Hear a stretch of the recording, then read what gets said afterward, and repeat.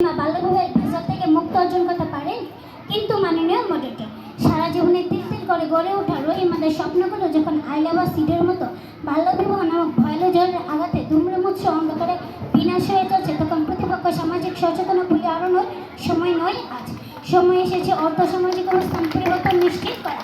ধন্যবাদ মাননীয় মডারেটর। আসসালামু আলাইকুম। বিতর্ক চলছে। আজকের বিতর্কের বিষয়বস্তু হলো একমাত্র কঠোর আইন ব্যবস্থার মাধ্যমে বাল্যবিবাহ রোধ করা সম্ভব। আমি পক্ষে অবস্থান করছি। আমার প্রতিপক্ষ বন্ধুগণ বাল্যবিবাহের প্রধান কারণ হিসেবে সামাজিক অসচেতনতাকে দায়ী করছি। আমি এর ঘোর বিরোধিতা করছি, কারণ বিবাহ একটি সামাজিক প্রক্রিয়া বা রীতি যা সম্পূর্ণ করার জন্য সমাজের বাইরেও কিছু নিয়ম বা প্রক্রিয়ার উপর নির্ভর করতে হয়, যেমন প্রথমত সামাজিক ধর্মীয় নেতা বা কাজী, দ্বিতীয়ত ইমাম, তৃতীয়ত রেজিস্ট্রি অফিসার, সেই সাথে জন্মসনদ প্রদানকারী ইউপি চেয়ার মেম্বার বা জনপ্রতিনিধি।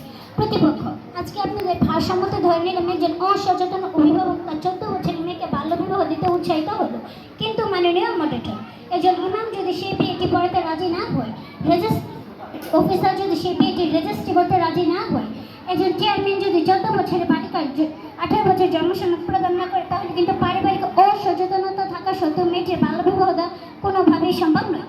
কিন্তু মাননীয় মডারেটর, আমাদের সমাজে যখন টাকা লোভে কাজী, হাদিয়ার লোভে মৌলবী, ভুজের লোভে ইউপি চেয়ার মেম্বারও বাল্যবিবাহকে বৈধতা মনে করে, তখন সামাজিক সচেতনতার কফিনে শেষ পিরিকে মারা যায়। বর্তমানে এই ঘটনাগুলো যখন আমাদের সমাজে প্রতিনিয়ত হয়ে যাচ্ছে, তখন আমার প্রতিপক্ষ বন্ধুরা সমাজকে সচেতন করে বাল্যবিবাহের বন্ধে ব্যর্থ চেষ্টা করে যাচ্ছে।